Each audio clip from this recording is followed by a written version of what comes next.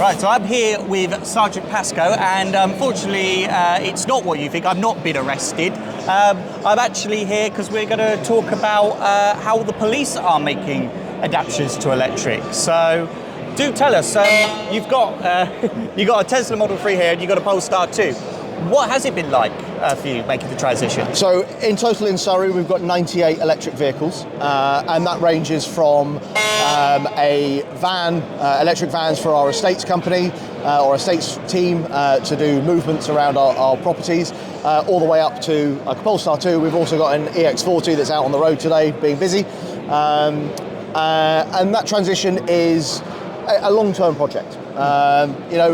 We originally started with the 2030 deadline. That got moved, and therefore with that comes a little bit more time for us to get our ducks in order. Yeah. But whilst that 2035 mandate still stands, that's something that we need to be ready for. Police generally don't buy a second-hand car. They'll generally be brand new, and they will last 3 to 4 years if it's a very frontline car.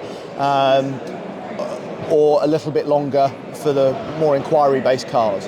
But we need to be sort of ready for that time period, because when 2035 comes around and the next car comes up for renewal, we're not going to have much of a choice.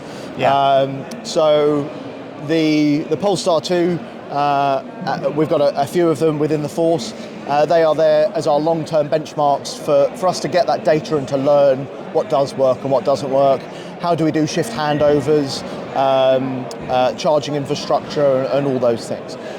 My team have got a Volvo XC40. It's not here today, it's out on the road, and whilst that's not there to be benchmarked with, it's equally providing us with that data of how does it work and what are the officers feeling in terms of, as with a normal member of the public, they will get range anxiety. How do we combat that? How do they learn? What limit do we charge to?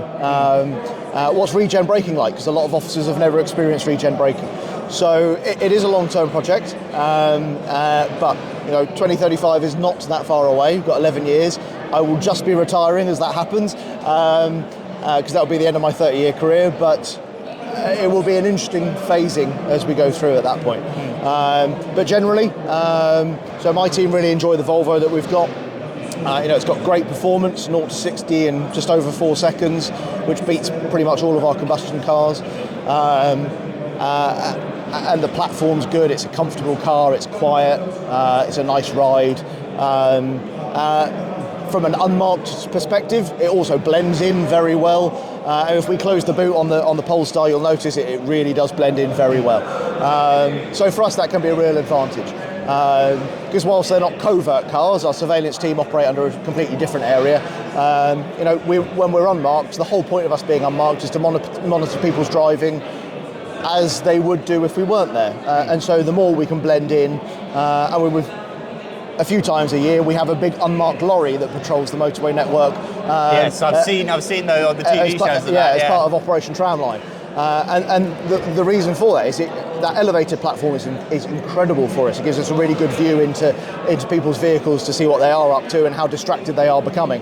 But in the same way, it blends in. People won't think that that's going to be a police vehicle at all, and so we can really monitor people's driving and see how they get on. Yeah, and with the transition, obviously you've got the Road Safe program. Can you tell us a little bit about that and how is EV affecting what you do with the general public as well?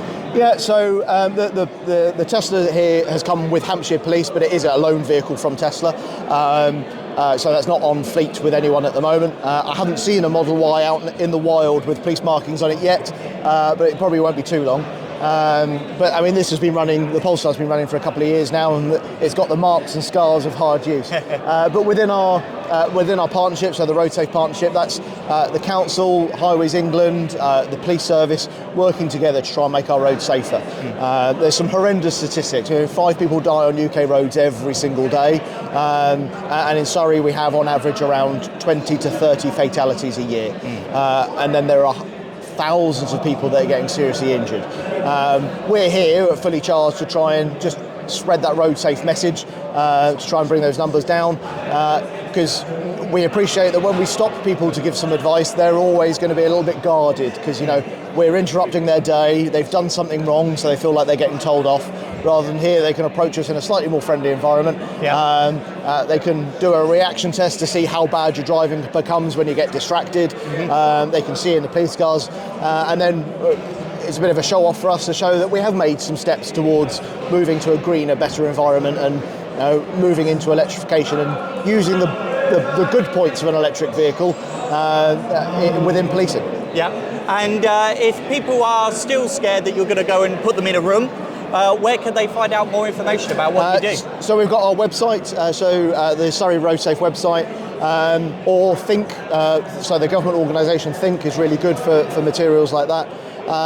But you've got Facebook, you've got X, all of the different media platforms you can contact us on. And there's lots of information out there to try and keep you safe. Excellent. Sergeant Pascoe, thank you for your time. You're very welcome. Have a good show. Thank you.